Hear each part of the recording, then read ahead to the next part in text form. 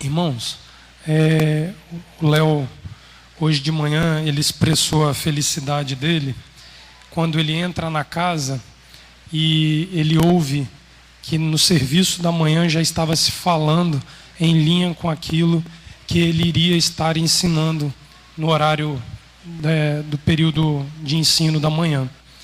E quando nós vemos isso, é uma alegria coletiva, porque nós sabemos e compreendemos através dessas situações que o Espírito de Elohim, ele nos coordena e ele nos mantém numa só voz quando nós estamos todos voltados para a palavra de Adonai e não para os nossos interesses pessoais e para a nossa própria vontade. Porque se eu tivesse focado aqui em algo que me interessa, o Léo de manhã tivesse focado em algo que interessa a ele, seriam dois rumos totalmente diferentes do ensino. Mas a casa do Eterno, ela é feita por uma assembleia, por uma congregação. Então, sem combinar nada, eu nem vi o Léo essa semana. Nós estudamos e fomos direcionados pelo Espírito do Eterno a falar coisas complementares que se somam, e isso é muito bom. Enquanto nós, como comunidade, continuarmos desta maneira, nós sobreviveremos, Rita. Porque independente de quem está, seja num turno de oração da manhã, num turno da tarde, num shabat, numa festa, o Espírito precisa se manifestar livremente para usar quem Ele quer, da forma que Ele quer, para que nós não nos desviemos da palavra dEle. E hoje de manhã foi falado algo a respeito do temor a Adonai e da adesão aos mandamentos por meio deste temor, que é gerado em nosso coração por um sentimento primário chamado amor. Quando nós amamos ao Eterno, nós reconhecemos e reverenciamos Ele como aquele Elohim que nos salvou, que nos tirou de uma vida apartados da Torá.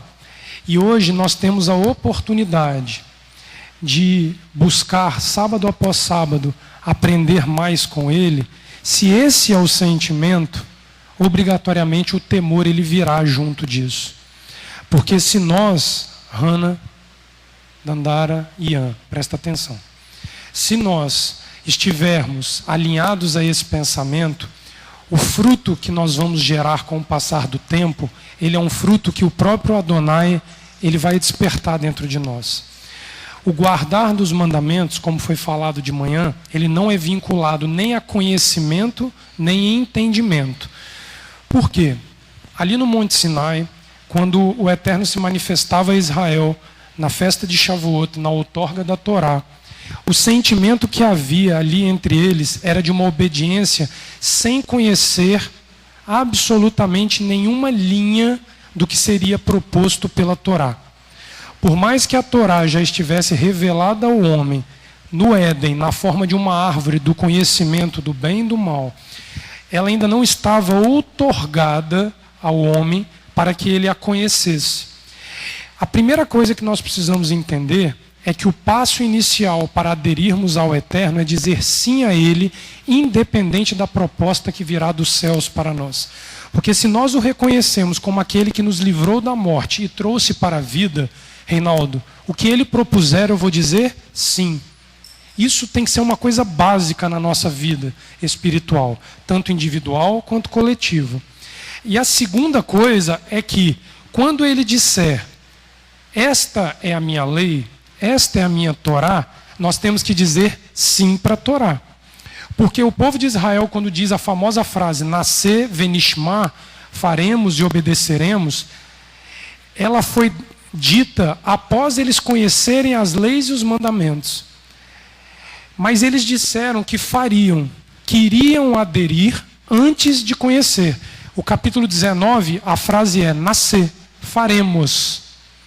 No capítulo seguinte à outorga da Torá, se eu não me engano, acho que é o capítulo 24, eles dizem, faremos e obedeceremos. Você obedece aquilo que você recebe como ordem. Mas aderir a isso não requer conhecimento prévio dessas ordens que você e eu iremos receber. Então isso aqui é um princípio básico que vai diferenciar aquele que anda pelo seu próprio caminho daquele que anda nos caminhos de Adonai. E é disso que a Parashá Behaloterra ela vai se tratar para nós. Por que eu afirmo isso? Eu queria lembrar uma coisa que talvez a Rita Alvina lembre, que ela tem uma memória bem peculiar. Há exatos 3 anos atrás, no ciclo 5776, esta Bimá e esta arca estavam sendo inauguradas na Parashá Behaloterra de 3 anos atrás, Rita. Se tem algo que nós precisamos gravar como uma memória dessa casa, é que quando ela foi constituída, essa Bimá e essa arca foram substituídas. As que estão aqui hoje não foram as que iniciaram o trabalho nessa casa. E uma coisa muito interessante é que a pastora Sandra vinha lutando para poder finalizar a Bimá e finalizar a arca, para que a gente pudesse começar, e agarrou um monte de coisa. O Ulisses deve lembrar disso da época. O marceneiro atrasou, faltou o acabamento, tentou, e exatamente na Parashá Behaloterra, essa luz foi acesa. Uma coisa que não tinha no controle de ninguém da casa, porque já era para ter sido colocado muito tempo antes. E na Parashá Behaloterra, que começa dizendo: quando acenderes as velas da menorá, esta luz aqui, ela foi acesa e desde então nunca mais foi apagada. Porque essa luz, ela é a mesma luz que no princípio de Gênesis capítulo 1 ecoou a voz de Adonai no universo pela primeira vez dizendo: e haja luz, e houve luz. A palavra de Adonai no início da criação foi para que a luz existisse para os homens. Lá na frente nós vamos compreender que luz foi essa criada por Adonai, quando o próprio Mashiach diz assim: eu sou a luz do mundo, quem vive em mim não haverá mais trevas. Yeshua se autodenomina aquela luz da criação de Adonai do primeiro dia, para que a voz de Adonai pudesse chegar ao homem numa forma compreensível, na forma de mandamento para nós. Então, quando nós estudarmos a Parashá Behaloterra pelo resto da história dessa casa, precisa ficar lembrado que o mandamento de acender a luz da menorá foi inaugurado nessa casa pela vontade de Adonai na mesma Parashá que dá ordem: quando acenderes. E uma coisa que é muito interessante é que quando nós ouvimos falar de acender uma vela, a menorá, ou qualquer vela de Yom Tov que seja, nós precisamos guardar um ensinamento que os nossos pais trazem de forma secular. Acender uma vela é símbolo de gerar vida dentro de uma pessoa. Toda vez que nasce uma criança, existe parte da comunidade judaica que acende uma vela representativamente, Rita, para se lembrar de que uma vida iniciou-se neste mundo. A luz que brota dentro de nós, quando nós acendemos a vida dentro de nós, ela é símbolo do início do momento onde eu e você temos relacionamento com o Criador. Porque é como se, imagina uma criança gerada no ventre. Na hora que ela se tornou uma criatura conhecida por Adonai, e Adonai a contemplou no ventre da mãe, ele gerou luz, ele gerou vida dentro do ventre. Esse gerar da vida, ele fala de gerar a vida física, mas ele também fala da geração de uma vida espiritual. Quando nós acendemos as velas do Shabat ou dos dias festivos, existem 2 grandes ensinamentos. O primeiro deles é um marco de tempo, que a partir do momento que a vela se acendeu, aquela festividade começou. Tanto é que a Havdalah nós apagamos para marcar que o Shabat se encerrou. Mas também é uma forma de nós celebrarmos Adonai, porque se nós estamos acendendo uma vela de um dia festivo, nós estamos celebrando a vida que é gerada dentro de nós. Então é um duplo ensinamento, um ato simples de acender a vela. As chamadas nerot, as velas. Quando nós estamos diante deste momento, qual é o marco da nossa vida, o qual irá se manifestar como o acender de uma vela dentro de nós, o acender da vida. Nós, como homens, temos dois grandes momentos. Quando nós somos gerados no ventre da nossa mãe e quando nós dizemos sim para Elohim. Os rabinos afirmam veementemente de que o homem só conhece a verdadeira fonte de vida quando ele conhece Elohim por meio da Torá. Quando a Torá se acende dentro de nós na forma de uma luz que ilumina a escuridão existente dentro de nós, simbolizadas pelo nosso afastamento da palavra de Adonai e do mandamento, obrigatoriamente nós estamos diante do início da nossa vida. E observa que a vida ela é gerada de uma maneira totalmente voltada à vontade de Adonai. Eu sozinho, Léo falou isso aqui hoje de manhã, eu sozinho não sou capaz de me arrancar do Egito. Quem me arranca do pecado para uma vida é Adonai. Tanto é que a expressão, porque eu vos arranquei com mão forte e braço estendido, é um símbolo de uma violência, de uma força tal para te arrancar de uma condição que você e eu sozinho não temos capacidade para sair dela. Então, quando a Paraxá aqui no capítulo 8, ela começa dizendo: quando acenderes as 7 lâmpadas, deverão iluminar a área de frente ao candelabro. Só que na nossa tradução a gente perde um pouquinho, Rita, os detalhes do que o Eterno diz com esse versículo. Por quê? Se nós olharmos numa outra tradução, ele vai dizer assim: quando acenderes as 7 lâmpadas, deverão iluminar a área central defronte do candelabro.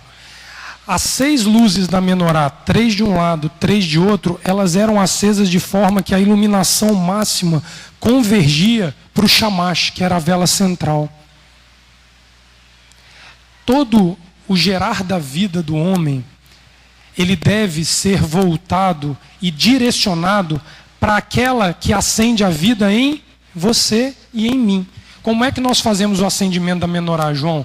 A gente acende a vela central e da vela central nós vamos acendendo as outras. Então a nossa luz precisa brilhar no mesmo sentido, convergindo para a vela central, que é aquela que é a fonte de luz para todas as outras. Quem é a vela central? A Torá expressa na pessoa de Yeshua HaMashiach: eu sou a luz do mundo. Então, quando ele estava ali, se outorgando como a luz do mundo, ele não estava falando, João, de uma luz genérica. Ele estava falando de uma luz específica, central, destacada em meio às outras luzes, que geraria luz nas outras. Então, se eu sou uma dessas luzes acesas pela essa luz central, que é Yeshua HaMashiach, eu me encontro incluído, Daniel, no capítulo 8 de Berraloterra, para tomar isso como uma responsabilidade minha. Eu não posso me excluir de cumprir o mandamento contido em Berraloterra se eu me enquadro dentro deste conceito.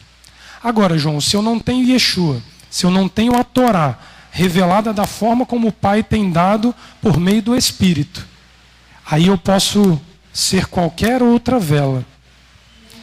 Eu posso achar que eu tenho uma vida dentro de mim, mas que eu não tenho. Traduzindo, se eu não tenho os mandamentos, as leis, os estatutos e os julgamentos prescritos na Torá dentro de mim, eu sou um homem morto. Eu não tenho luz. Leonardo, mas que história é essa? Quando você observar a narrativa de João no capítulo 1, ele vai dizer que a luz... Abre lá em João capítulo 1, para eu não pecar contra a palavra.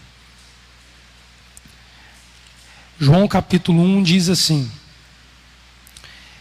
no princípio era o verbo com Elohim, o verbo Elohim. Ele estava no princípio com Elohim. Então, ele estava em posse de Elohim. Todas as coisas foram feitas por meio dele. De quem? Do Verbo. E sem ele, nada do que foi se fez. Então, quem ordenou a criação foi este Verbo emanado da boca de Adonai. Então nós temos aqui a compreensão de que João e Gênesis capítulo 1 estão falando exatamente a mesma coisa. Quando nós ouvirmos ali a criação ordenada pela boca de Adonai, este verbo que ordenou é a mesma luz que gerou vida para os homens. Porque vocês vão ver que está descrito assim: façamos o homem a minha imagem, e a nossa imagem e a nossa semelhança. Então, esta diretriz vai colocar Yeshua no ato da criação, ao lado de Adonai, iluminando o que não havia luz. Porque diz a Bíblia que a terra era sem forma e vazia, e a água parava sobre o abismo das águas. Então, João continua dizendo assim: todas as coisas foram feitas por meio dele. Ele não é o autor da criação. Ele é o veículo pelo qual Adonai criou todas as coisas. E sem ele, nada do que foi feito se fez. É João e Bereshit capítulo 1, Gênesis 1, falando a mesma coisa. Agora observa, nele estava a vida, e a vida era a luz dos homens. Então, se nele o verbo era a vida, a luz que foi gerada dentro foi o combustível para que nós vivêssemos. A luz resplandece nas trevas, e as trevas não prevalecem sobre ela. Essa é a outorga dada a Yeshua como participante da criação, como meio escolhido por Adonai para criar a vida. Ter uma menorá dentro de casa é muito importante, mas ela não pode ser um objeto de enfeite da nossa casa. Ela precisa ser entregue para nós com entendimento, por si só como mandamento, João, ela precisa. Nós precisamos ter a menorá, é mandamento. Mas o entendimento que vem por trás da obediência ao mandamento é de que nós olhemos para aquela luz e almejemos que a nossa luz seja mantida perpetuamente. Porque ela pode se apagar. E o festival que celebra a permanência da luz acesa de forma milagrosa é a festa de Hanukkah. Então é isso que nós celebramos em Hanukkah.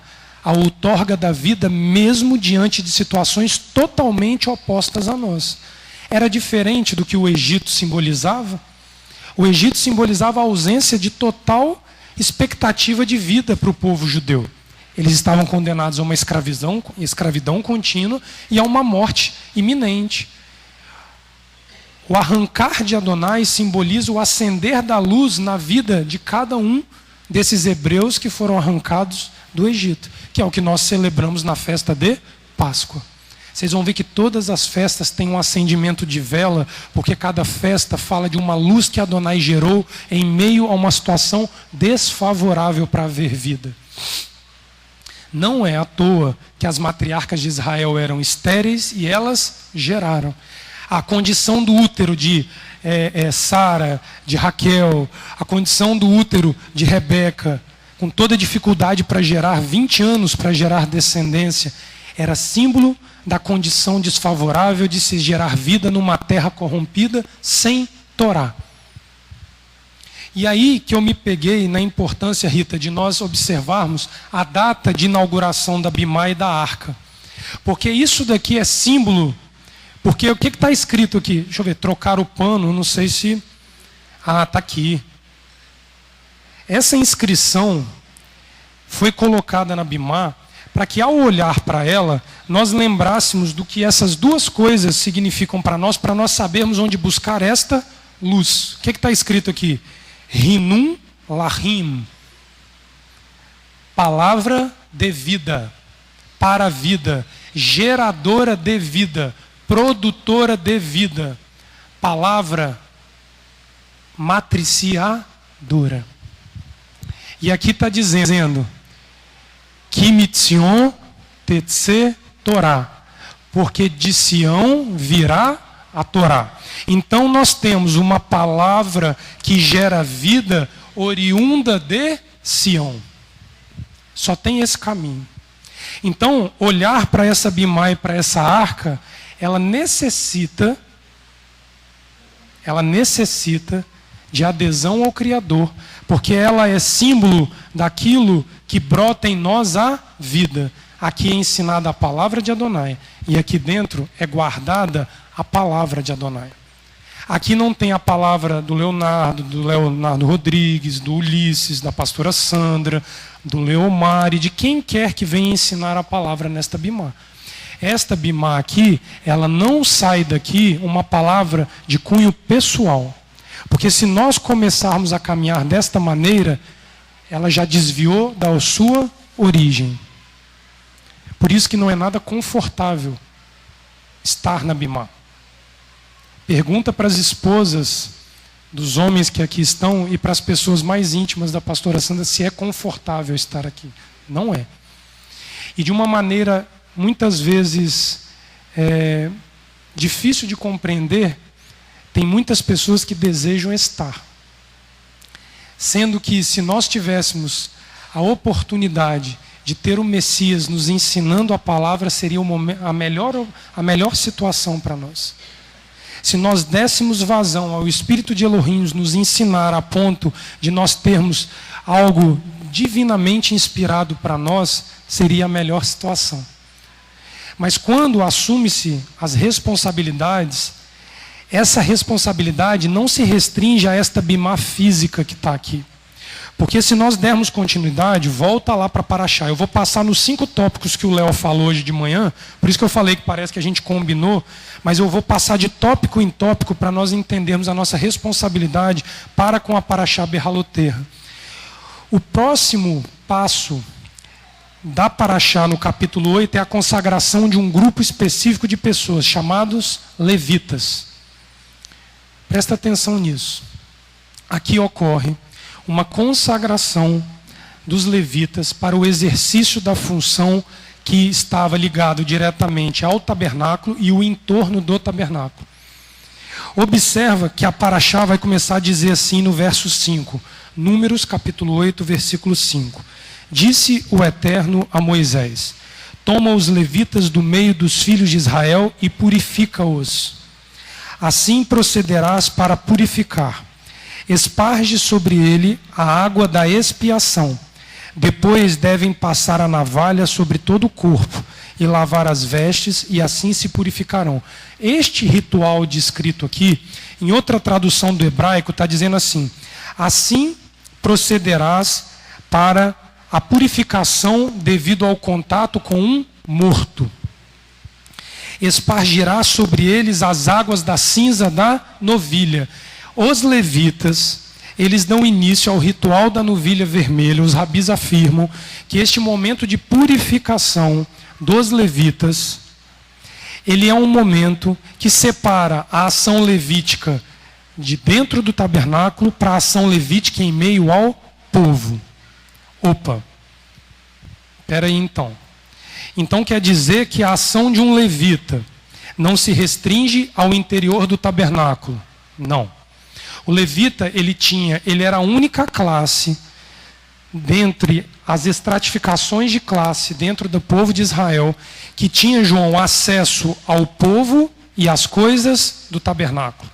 Então o levita era aquele, João, que ia ao povo e voltava na presença de Adonai. Para que ele não contaminasse, Rita, o serviço da casa de Adonai, ele necessariamente precisava passar por um ritual de purificação. Observa que o sacerdote não tem essa autonomia. Ele é isolado para o trabalho dentro do tabernáculo exclusivamente. O que eu estou querendo dizer com isso? Que nós temos a função de ser luz e levar luz dentro de casa, mas nós temos que nos misturar lá fora e levar luz lá fora. Mas quando nós viermos de lá, nós temos que passar por um ritual de purificação, João, para que nós não tragamos o contato com a contaminação de fora aqui para dentro. O que o Léo falou hoje de manhã? Se você se junta aos murmuradores, ao populacho, que não conhece Torá e se queixa de Adonai, você automaticamente está se tornando um murmurador. Quando nós estamos diante desta palavra, eu ouvi um comentário judaico, Daniel, muito interessante. Ele disse assim: dentro da alma de cada judeu reside duas faces. A face sacerdotal, que mostra a pura intimidade daquela pessoa com o Criador, onde ele se relaciona de maneira íntima com o Criador, cumprindo o mandamento de Shema Israel, Adonai Eloheinu, Adonai Echad. Ouve, ó Israel, o eterno teu Deus, ele é o único Deus, não terás para ti outro Deus. E Yeshua diz, amarás ao eterno teu Elohim de todo o teu coração. Esta é a face sacerdotal que reside dentro de cada um de nós. E existe uma outra face dentro na alma de cada um dos seres humanos, que é a face levítica. É aquela, Daniel, que tem a consciência da pureza, a consciência da santificação, mas precisa se misturar a quem não é, para que aquele tenha a oportunidade de ser iluminado como você foi. Então, nós não temos desculpa para dizer assim, Daniel, eu vou usar o meu exemplo. Eu estou aqui, João, eu ensino a palavra, eu guardo o Shabat, eu ajudo a celebrar as festas, parará, tudo obrigação.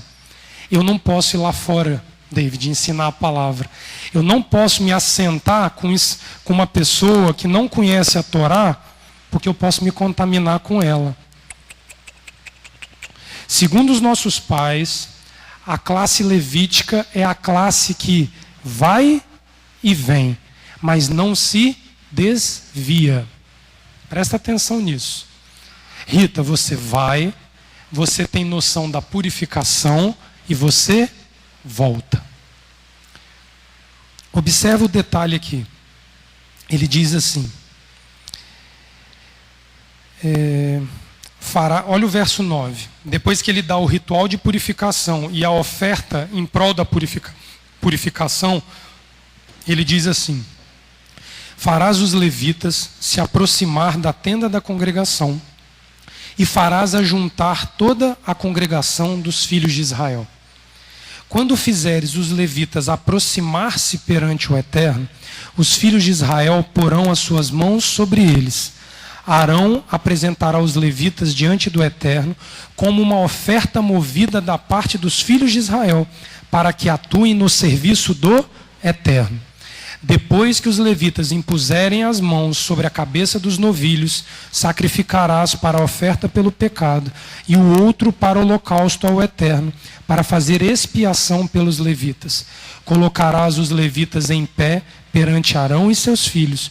Como um gesto, os apresentarás como oferta movida ao Eterno. Desta maneira, separarás os levitas do meio dos filhos de Israel, e os levitas serão meus. Olha o verso 18. Tomei os levitas em lugar de todo o primogênito entre os filhos de Israel. Quando é pago uma oferta em prol de que os levitas representem os primogênitos da casa de Israel, a contrapartida de Adonai, João, é que cada filho de Israel tivesse a função levítica dentro de si. Então está mais do que claro e mais do que estabelecido para nós que guardar esses preceitos, que Yeshua resumiu como o DNA da Torá, como os dois pilares da Torá, amar ao Eterno teu Elohim sobre todas as coisas, mantendo o Shema Israel em todo o tempo na nossa mente. E amar o nosso semelhante como a nós mesmos é baseado no ensino da Torá, o qual nós hoje temos na nossa mão. Então eu tenho a obrigação de descer ao Egito, ensinar a palavra de Adonai, voltar para a casa de Adonai, me purificar para que eu possa voltar aos trâmites normais. O que eu não posso, que é vedado pela Torá, é adentrar a casa de Adonai trazendo as imundícias que eu tive que ter contato no Egito para levar a palavra de Adonai. Presta atenção nisso. O que eu não posso é adentrar a casa de Adonai depois de ter ido ao Egito e não me purificar e trazer as imundícias do Egito para dentro da casa de Adonai. Quer ver um exemplo simples? Eles estão indo ali para a Praça Ubaldo agora. Lá não é tocado nenhuma música de louvor a Adonai. Eles tocam músicas seculares, certo? E eles têm obrigação de fazer isso em prol do serviço da Tzedakah que é dado aos músicos e ao pessoal que trabalha com a parte dos eventos da associação, ali onde eles estão reunidos ali agora. Mas quando eu voltar para cá, que eu sair de lá, cantar a música do Cabral, cantar a música do Índio, tiver que fazer o que eu precisar fazer, a minha consciência, ao entrar naquela porta, é que aquilo fica para fora e eu aqui dentro volto a tornar uma face sacerdotal. Eu me boto em posição de Adonai poder novamente estar se relacionando comigo diretamente. Se eu venho de lá, trazendo o que eu fiz lá para cá, é o mesmo que eu estar trazendo para este altar da casa de Adonai, ou para o meu coração, ou para dentro do meu lar, as mesmas impurezas que eu tive que ter contato para que eu levasse a vida a outro. E isso daí nós estudamos há um ciclo atrás, quando eu estava aqui com vocês na Parashá Tazria, conceber. Vocês lembram disso? Que a mulher ela dá a vida a uma criança em meio à contaminação do parto, mas para gerar vida. Então é ir ao Egito para gerar vida, mas ela se consagra 40 ou 80 dias com a criança fora da casa de Adonai, para depois João voltar e se reestabelecer em comunidade. O que nós precisamos é ter a perspicácia de saber como nos portarmos mediante essas coisas. Porque existem 3 situações aqui para nós. A primeira, João, o medo de descer ao Egito e se enclausurar. Eu não posso ir lá, porque eu não consigo me controlar lá. Isso é um ponto.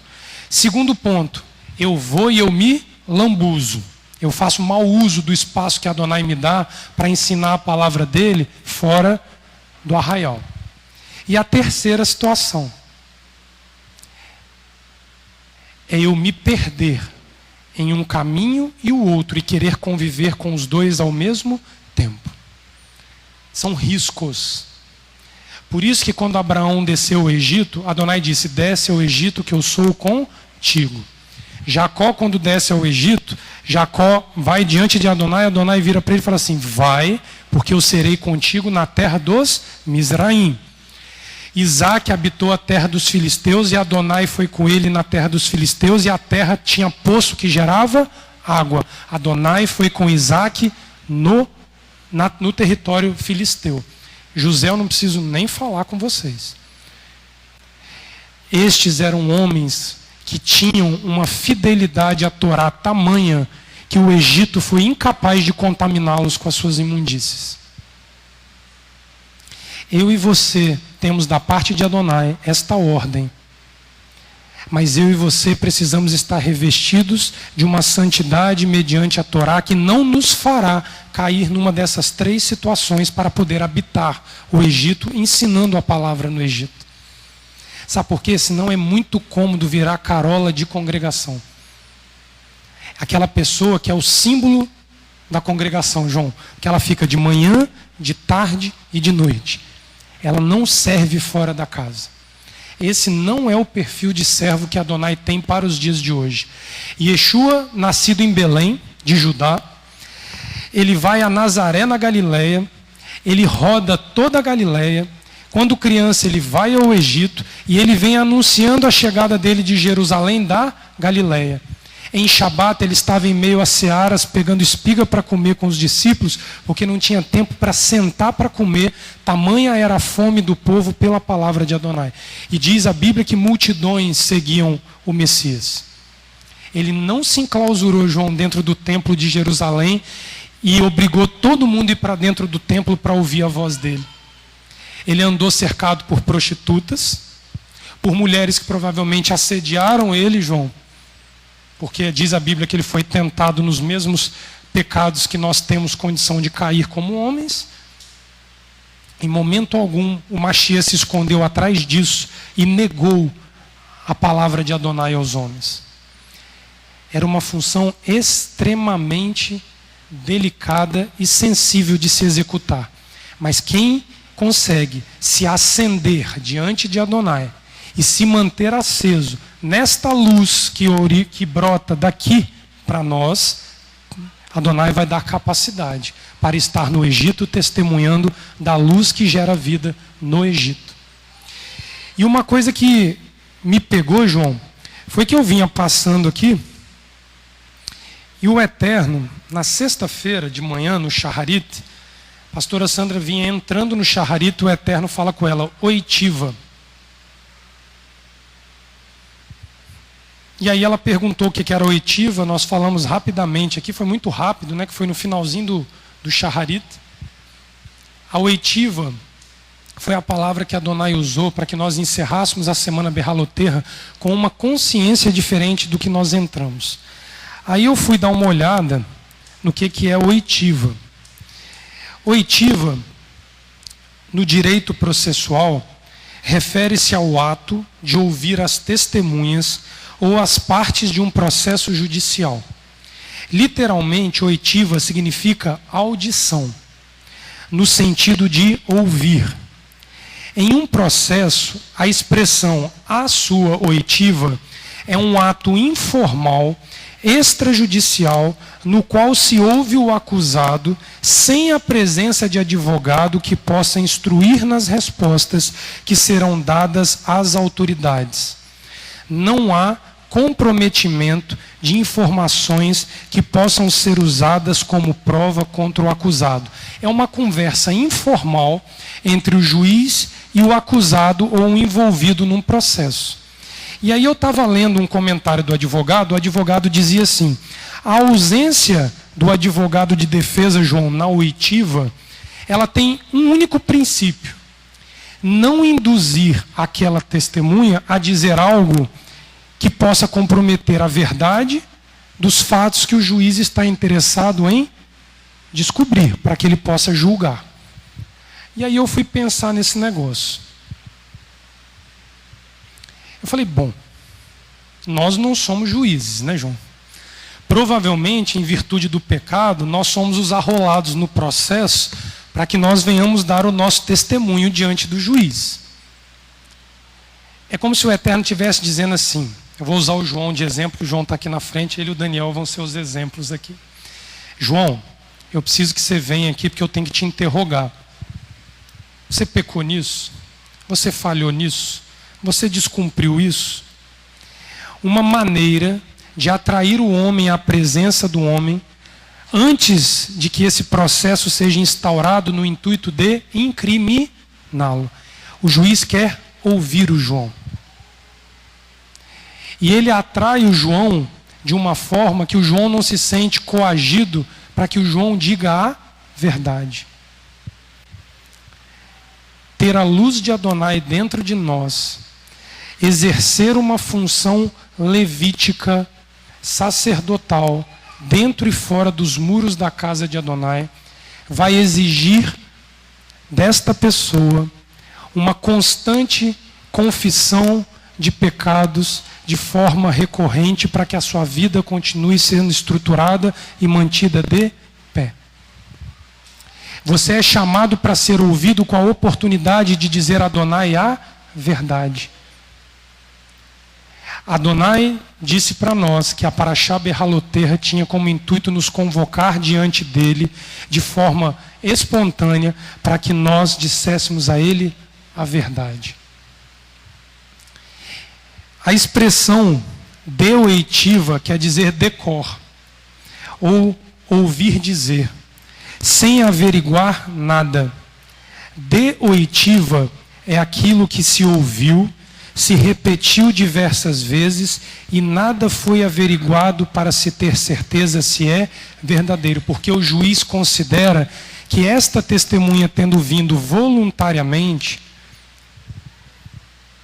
ela tem a oportunidade de ser verdadeira diante do juiz. Ocultar pecado diante dos homens e diante de Adonai é uma função, é uma ação que é contrária à função de quem deseja servir ao reino de Adonai.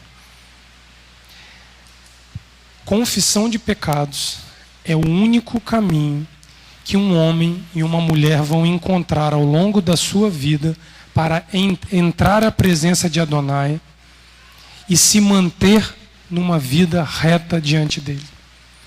Tudo que nós tentarmos esconder e ocultar dentro de nós numa vida com Adonai não vai ser suficiente, porque não se engana Adonai. Eu engano João, eu engano Daniel, mas Adonai eu não engano. O único Deus existente sobre a face da terra que não vai aceitar que nada seja ocultado dele é o eterno, João. Sabe por quê? Os outros deuses que nós constituímos para nós, a começar nós mesmos, o santo que fica pendurado na parede, o nosso pai, a nossa mãe, ou qualquer ícone que nós trazemos para a nossa vida que disputa o lugar de Adonai no nosso coração, ele não vai cobrar a verdade da gente. Não vai. Você não vê outro Deus, Reinaldo, exigindo confissão de pecados que não o Deus de Abraão, o Deus de Isaac e o Deus de Jacó. Me diz um. Você vê eles ensinando caridade, você vê eles ensinando rezas, você vê eles ensinando meditação, você vê eles ensinando mentir para você mesmo.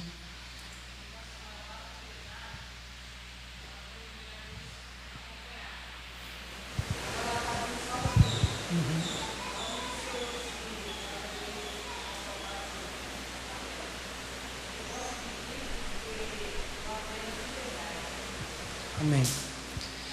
Quando nós estamos, Nilma, diante dessa situação, a pessoa está adentrando a uma condição onde ela terá a oportunidade de se confessar diante de Adonai. Porque, João, nós acabamos de ler que a menorá é acesa. Quando a menorá é acesa, o que está oculto nas trevas, ela ganha luz. Viver com Adonai é ter a nossa vida exposta diante de Adonai. E muitas vezes diante dos homens. Fala, Marlene, por gentileza. Fala bem alto.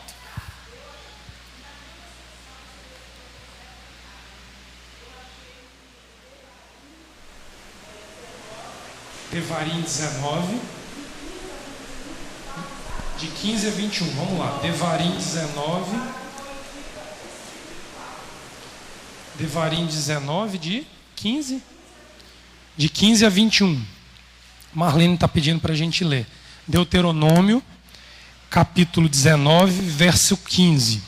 Uma só testemunha não será suficiente contra uma pessoa, seja qual for o seu delito ou o seu pecado. Só pelo depoimento de 2 ou 3 testemunhas se estabelecerá o fato. Quando se levantar uma testemunha falsa contra uma pessoa, acusando-a de algum delito, então as 2 testemunhas que tiverem a demanda se apresentarão perante o Eterno, diante dos sacerdotes e juízes em exercício, naqueles dias. Se os juízes, depois de diligente e investigação, constatarem que a testemunha é falsa, que se levantou falso testemunho contra o seu irmão, far-lhe-ás como ela pretendia fazer ao seu irmão. Assim eliminarás o mal do meio de ti, para que os que ficarem o ouçam e temam, e nunca mais tornem a fazer tal mal no meio de ti. Não terás piedade dela, vida por vida, olho por olho, dente por dente, mão por mão, pé por pé. A chamada das testemunhas para serem ouvidas aqui, elas definem se o acusado vive ou se o acusado morre. Mas a questão, Marlene, ela vai ao profundo quando nós somos os acusados. Porque a Bíblia diz que eu chamo os céus e a terra como testemunha contra vós. As 2 testemunhas necessárias que a Torá estabelece para que seja dado absolvição ou condenação a uma pessoa que está sendo investigada, Adonai diz que tem o céu e a terra como testemunhas contra nós. E isso obrigatoriamente vai prevalecer. Porque a questão toda é nós termos condição de ser chamados por Adonai e termos o nosso ouvido sensível à voz de Adonai, para que, de uma forma espontânea, nós nos apresentemos ante Ele, para que Ele possa dizer aquilo que nós devemos fazer. Observa isso na Paraxá, volta lá, Números capítulo 10. Números capítulo 10.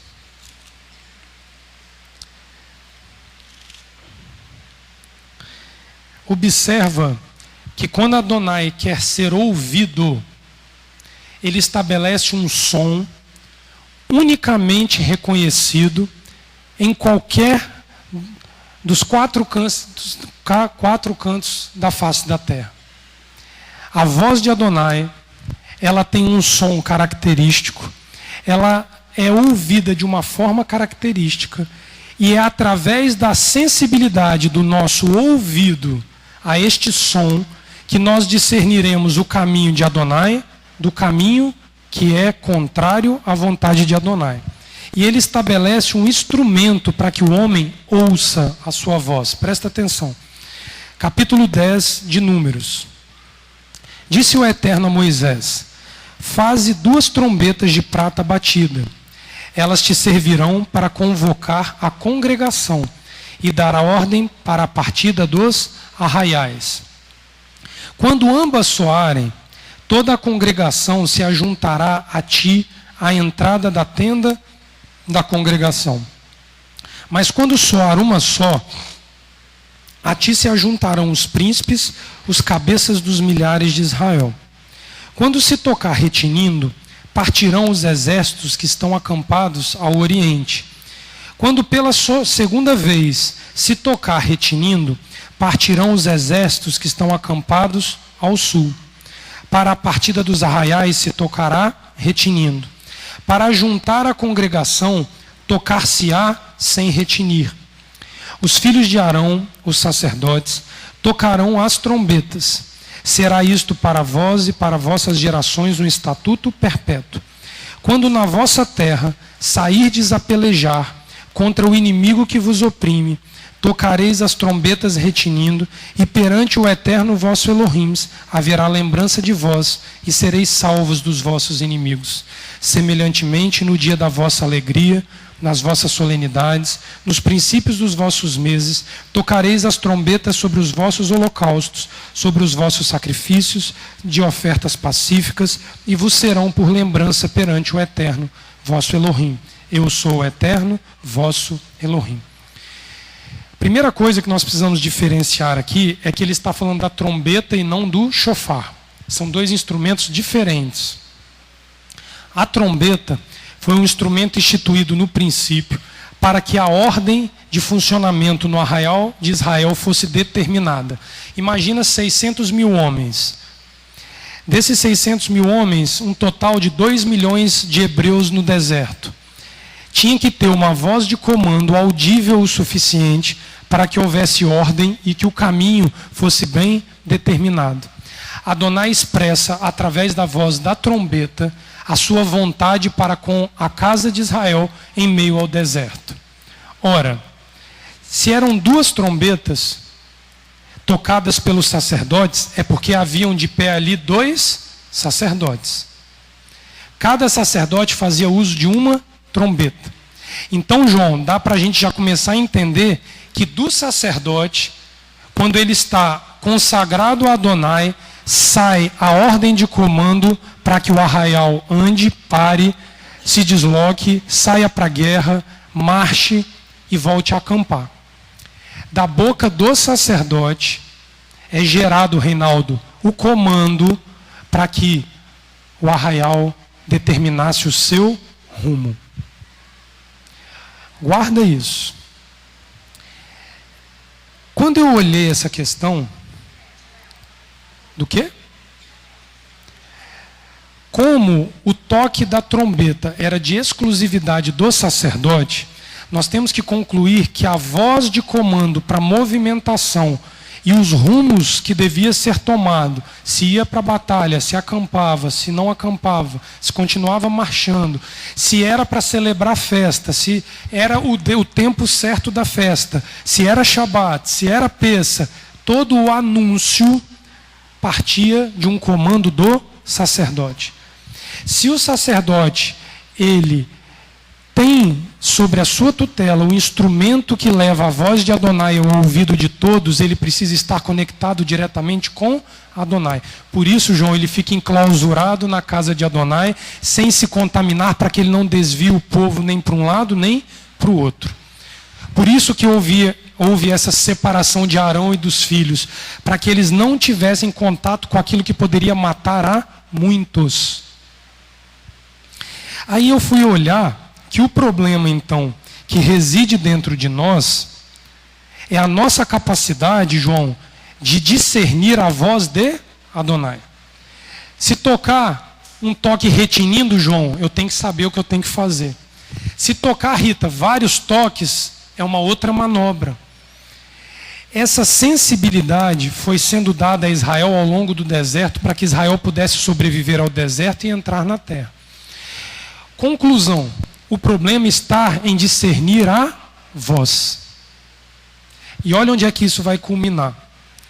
Quando eu fui estudar a palavra ouvir, que é a capacidade do homem de receber o estímulo sonoro e fazer dele um som interpretativo, que o que nós fazemos é o quê? Eu bati aqui. O som gerado, ele se desloca ao meu ouvido. O meu ouvido acolhe este som. O meu cérebro interpreta esse som e eu digo, João, foi um soco, foi alguma coisa que caiu, ou foi um barulho que aconteceu. Essa é a capacidade cerebral de discernir qual é o som.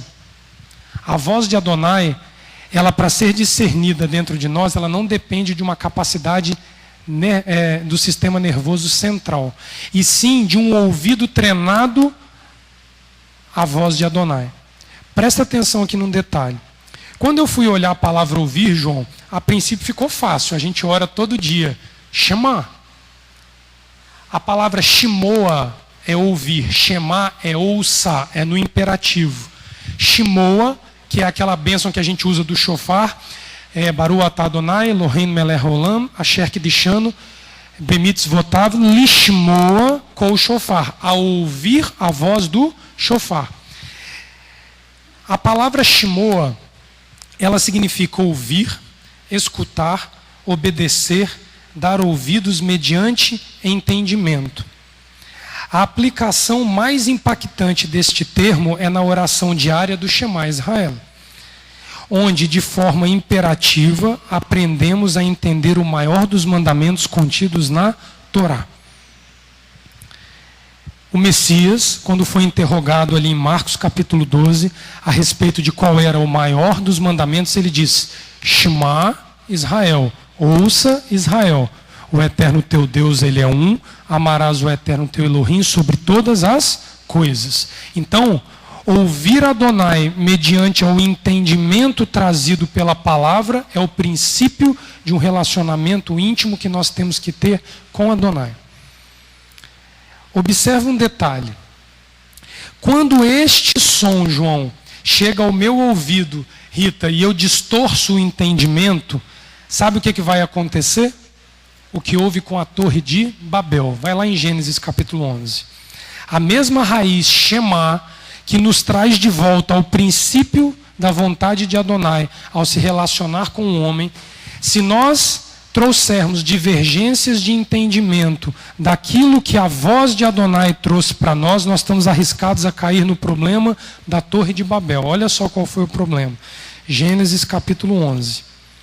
Gênesis 11 mostra a narrativa após a destruição da humanidade por meio do dilúvio e a humanidade se reconstruindo. Olha o que o verso 5 diz: mas desceu o Eterno para ver a cidade e a torre que os filhos dos homens edificavam. Disse o Eterno: o povo é um e todos têm uma só língua, ou seja, tudo que se falava se compreendia. O que era falado tinha capacidade de ouvir e discernir. Isto é o que começam a fazer. Agora não haverá restrição para tudo o que eles intentarem fazer. Vinde, desçamos e confundamos ali a sua linguagem, para que não entenda a língua do outro. Para que não entenda é a raiz de Shema.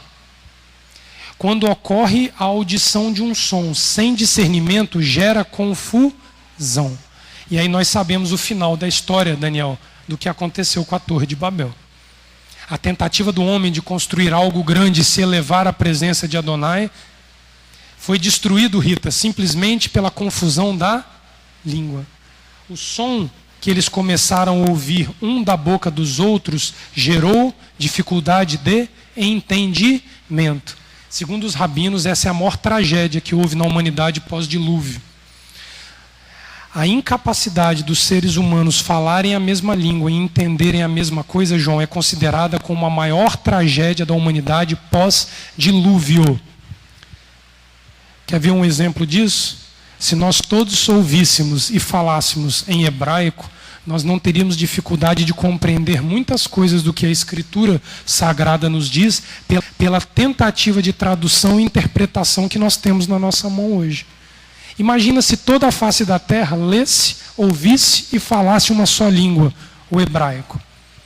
Nós não teríamos, Rita, as distorções de entendimento daquilo que o Mashiach falou, que Paulo falou, que os discípulos falaram, e nós teríamos muito mais facilidade de compreensão do mandamento. Agora, um negócio que me pegou pelo pé, sabe o que foi? É que existe uma outra palavra que se define por ouvir no hebraico, que pode ser usado como sinônimo de shimoa, de shema, mas que traz uma conotação muito interessante para nós. Presta atenção aqui. A palavra é azan. Ela significa dar ouvidos, inclinar o ouvido. Olha que diferença, João. O shema você ouve por meio do entendimento daquilo que te é dado. Azan, que vai dar origem à palavra razino, que é uma porção da Torá que diz: inclinai os ouvidos, terra e céus. A gente canta isso aqui.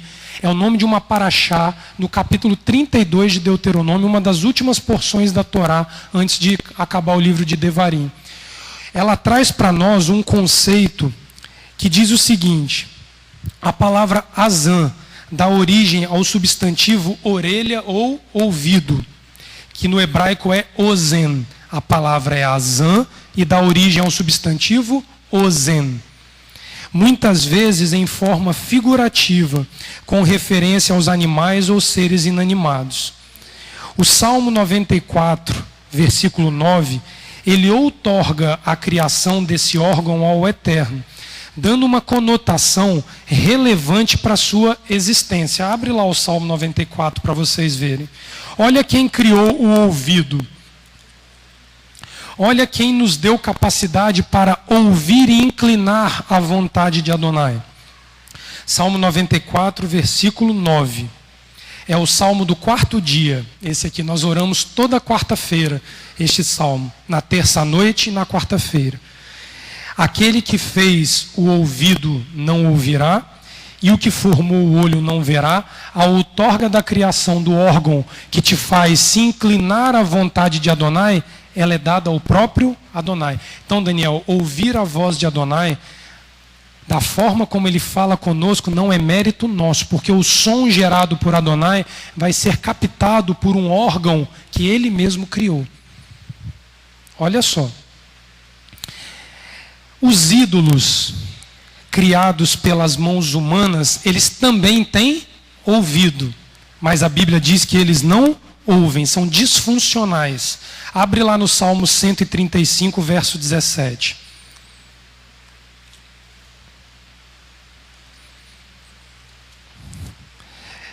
Eu e você precisamos ter um ouvido funcional. Se o nosso ouvido está disfuncional, João, é porque nós estamos como os ídolos de pau e de pedra. Olha o que o versículo 6 fala. Salmo 135, versículos... 17, desculpa.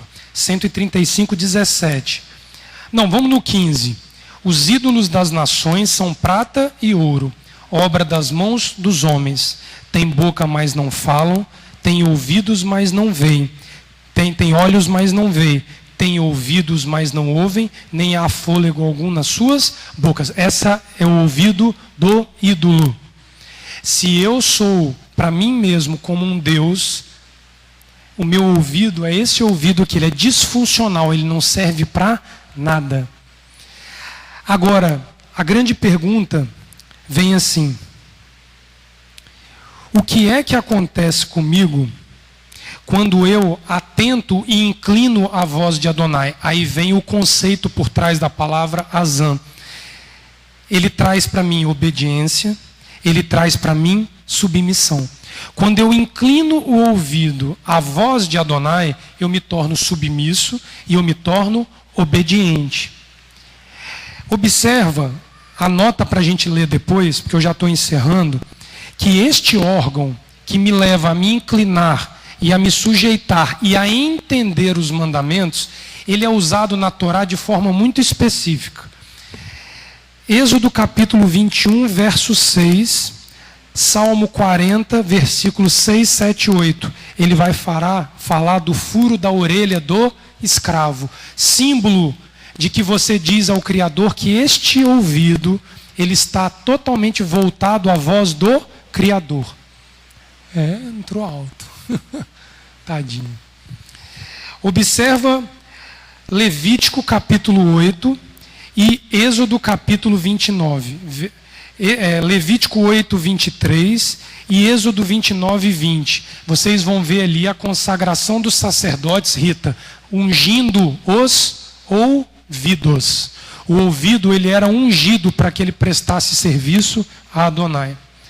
O ritual de purificação da lepra, Rita, quando a pessoa ficava interditada e ela ia ter que retornar ao seu processo de convivência, havia a unção no ouvido. Você vê que o problema dos pecados, eles vão por uma questão de ignorar a voz de Adonai. A desobediência em ignorar a voz de Adonai no pecado do bezerro de ouro. Qual foi a indumentária que os filhos de Israel doaram, João, para fazer o bezerro de ouro? Os brincos. Eles tiram como símbolo de um ouvido que não quer ouvir Adonai, o objeto para construir um ídolo para si mesmo. A Parashá Razino, Devarim, Deuteronômio, capítulo 32, verso 1 e 2, para mim é uma das coisas mais lindas que contém na Torá. Ele diz: inclinai os ouvidos, céus e terra. Ouçam bem os dizeres de minha boca. Ele em todo tempo está convocando o ouvido da humanidade a se circuncidar a ele, para que aquilo que ele destilar como orvalho entre neste ouvido como uma boa palavra e nós venhamos a aderir em vida a ele e venhamos a saber o caminho que tomar na nossa vida. E quando eu vi e compreendi essa questão da trombeta, Adonai, ele é muito perfeito naquilo que ele faz. A trombeta, ela era um instrumento feito em prata, de uma peça única. O André Choraki, né? Tomei um brigueiro esses dias que a gente fica falando André Choraki, João. Aí alguém virou para mim, é Choraki, é francês. Eu falei, tá, mas eu não sei falar francês, vai ser Choraki mesmo para a gente. Impressionante. Ele descreve a construção da trombeta da seguinte forma: e farás para ti uma trombeta de concrição. A palavra concrição quer dizer o seguinte: você não pega, Daniel, 2, 3 peças e funde. Você parte de uma peça única e molda o formato. Da mesma forma que a menorá acesa dentro do tabernáculo era uma coisa única. A trombeta em prata, a menorá em ouro. E a trombeta, ela era feita uma concrição, porque por trás desta técnica de construção da trombeta se encontra um ensinamento básico para que o ouvido possa ouvir o som da trombeta e reconhecê-lo.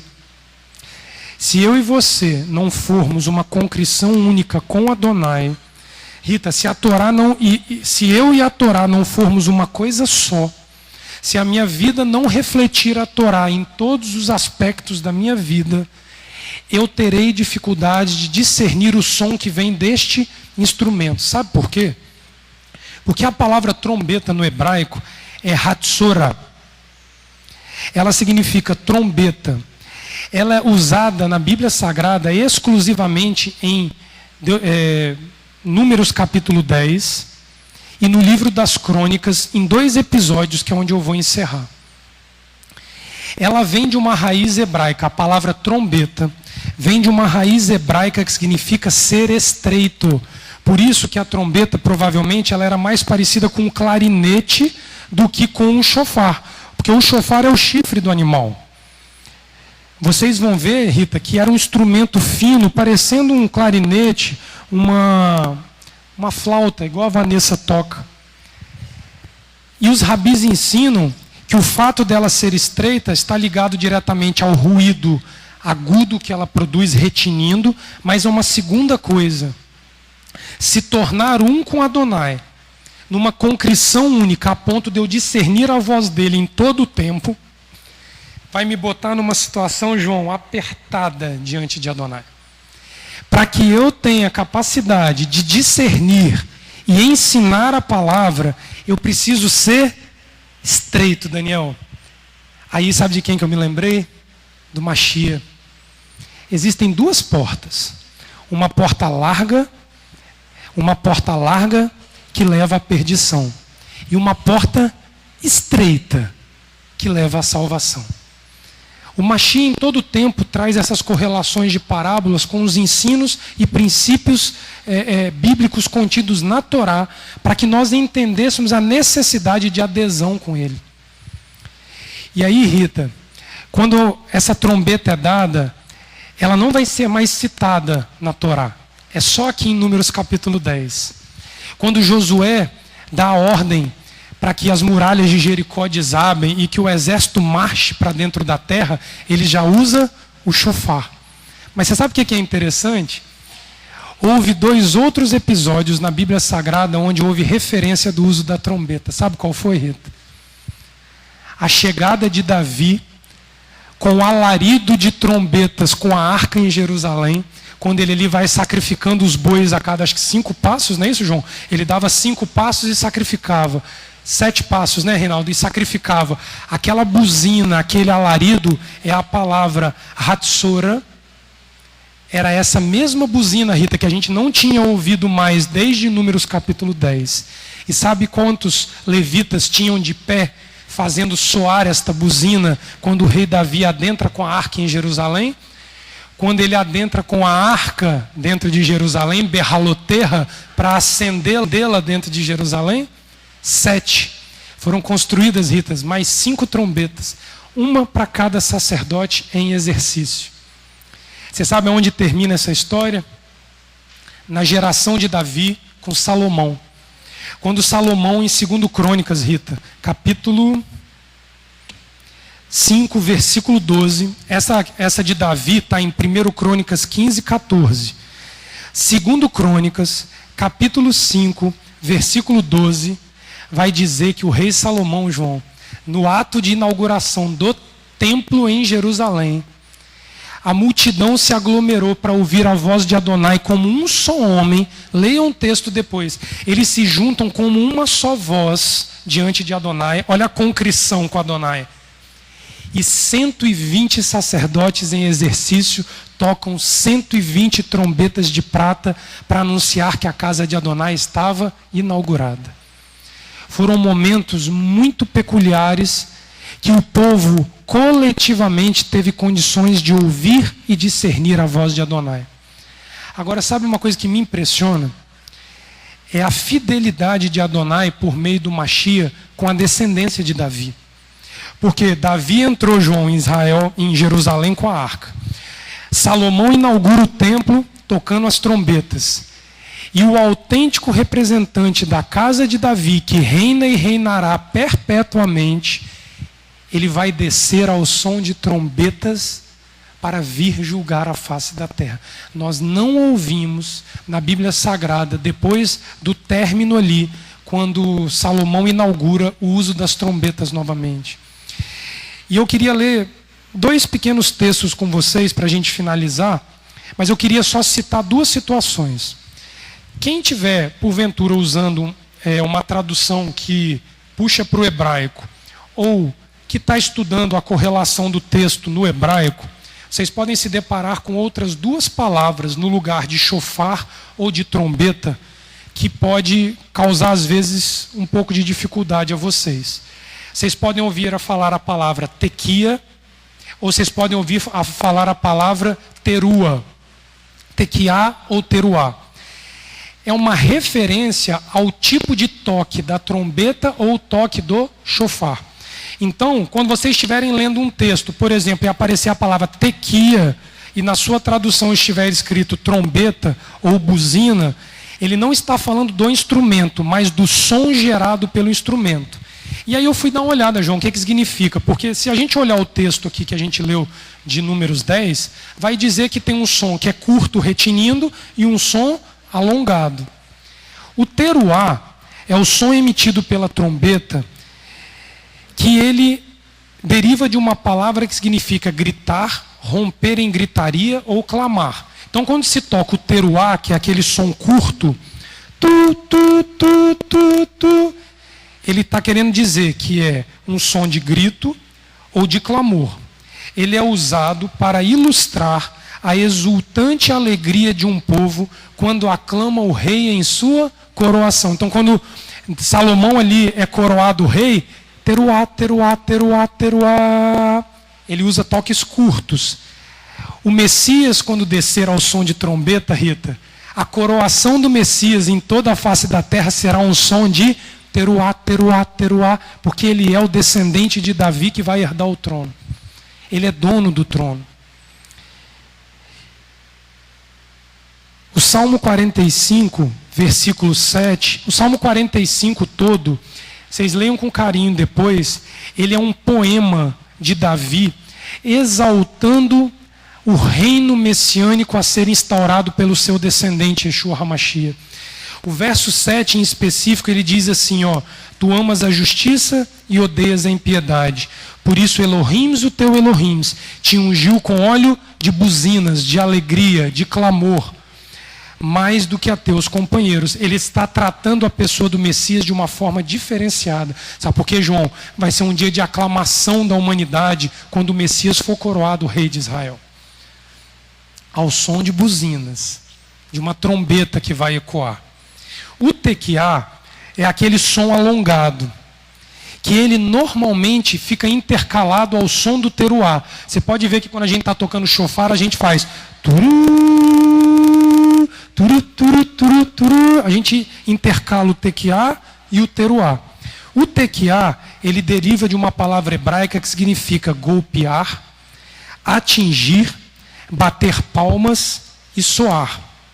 No sentido de bater as mãos, bater palmas, tem um significado profundo de comprometer-se como fiador numa transição comercial. Quando você ouviu um som de um tequiá, em meio à sociedade primitiva, ele significava isso aqui, ó, bate na minha mão, João. O João assume responsabilidade de ser meu fiador. Quando você ouvir o som da trombeta alongado e se fazendo contínuo, Adonai está esticando a mão para você e dizendo assim, eu serei o teu fiador. Aquilo que você não tem como pagar do seu próprio bolso, a sua própria vida que você não tem força para resgatar, eu resgato por ti.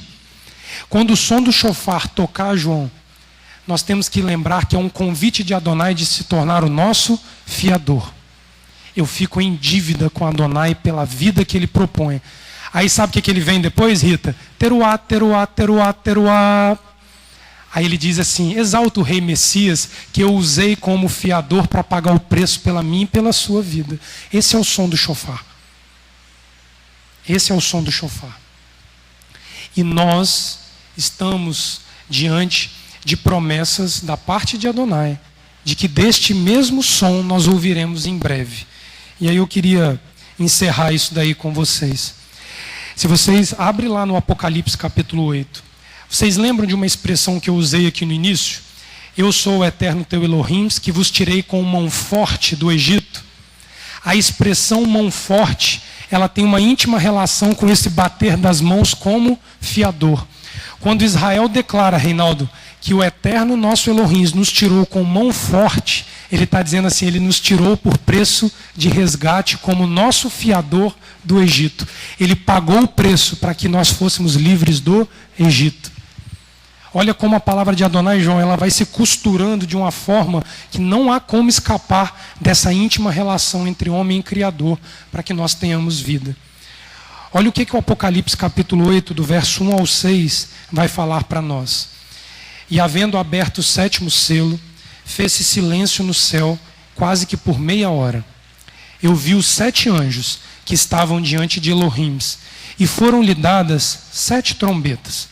E veio o outro anjo e pôs-se junto ao altar, tendo um incensário de ouro, e foi-lhe dado muito incenso, para pôr com as orações de todos os santos sobre o altar de ouro, que está diante do trono.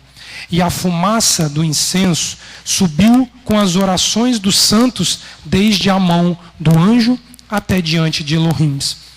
E o anjo tomou o incensário e o encheu do fogo do altar e o lançou sobre a terra.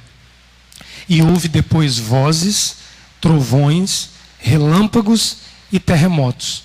E os 7 anjos que tinham as 7 trombetas preparam-se para tocá-las. Quantas trombetas o rei Davi adentrou dentro de Jerusalém com a arca trazendo a presença de Adonai?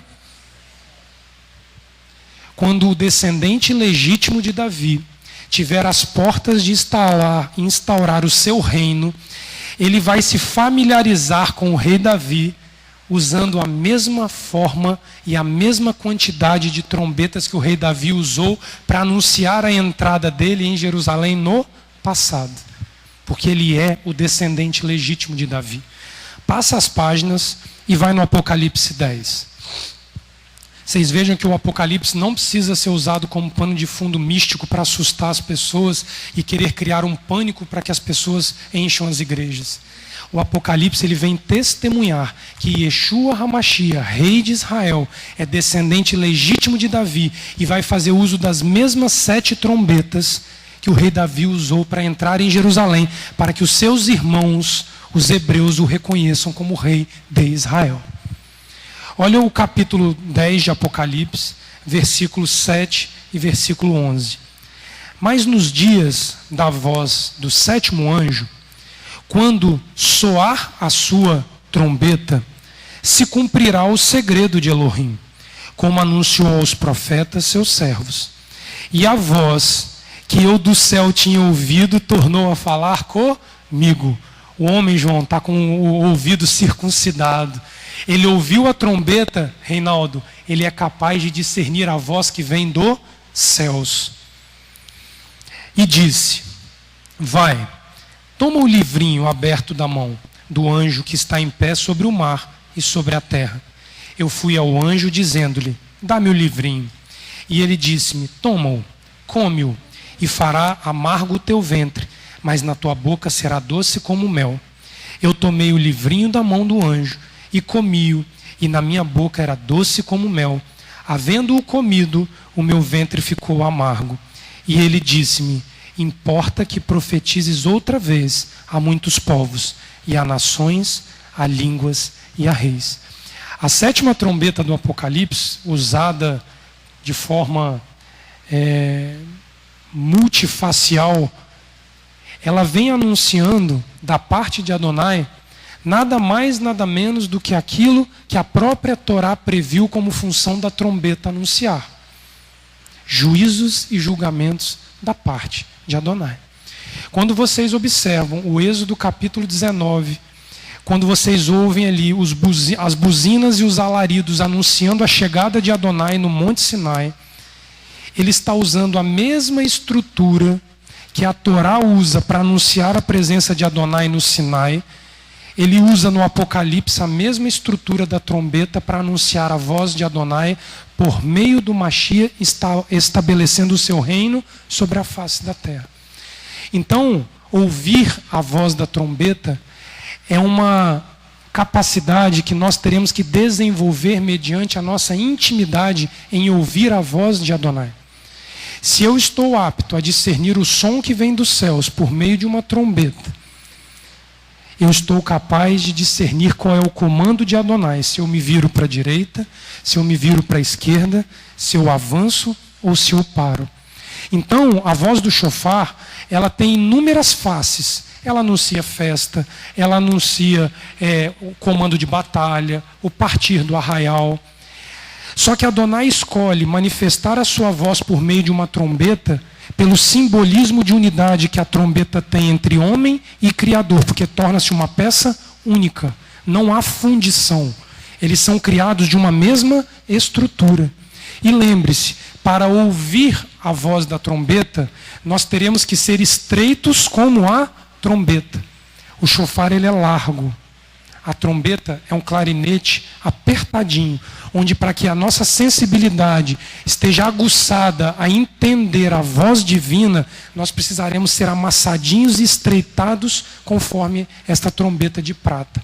E ela é de prata, porque a voz de Adonai nos nossos ouvidos nos dá a oportunidade de redenção. A menorá é de ouro, João, porque ela fala da vida proposta por Adonai no coração dos homens por meio da luz. A trombeta, ela vai ser audível para o que vai dizer sim e para o que vai dizer não a Adonai. Lembra disso. Todos ouvirão a trombeta quando o Messias descer para estabelecer o seu reino. Agora haverá dois grupos de pessoas.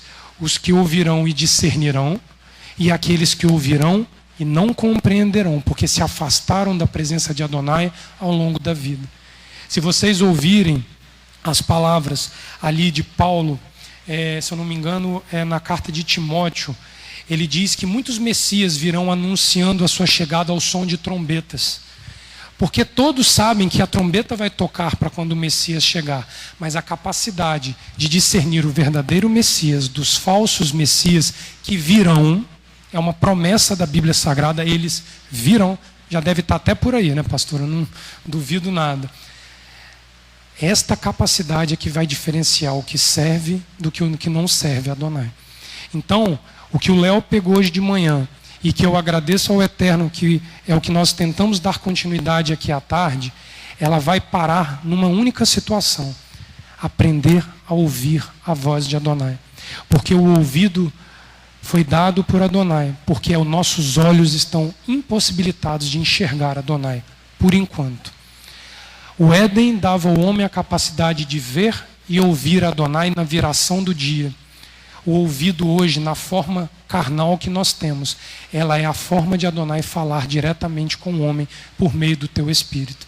Então, que nós possamos ter a cada Shabat a lembrança de que é um ouvido circunciso, a voz de Adonai é que vai nos manter de pé, caminhando em meio ao deserto, até que o deserto se encerre diante de nós. Um ouvido que se tapar para Adonai, ele é um ouvido que vai nos levar a uma derrota, e nós cairemos e seremos como aqueles 600 mil homens que caíram no deserto, com exceção de Josué e Caleb. Que o Eterno muito possa nos abençoar e que o Eterno possa muito nos agraciar, para que o nosso ouvido não se desvie da voz de Adonai a cada Shabat. Amém? Shabat Shalom a todos, que o Eterno seja em tudo glorificado e exaltado. Amém?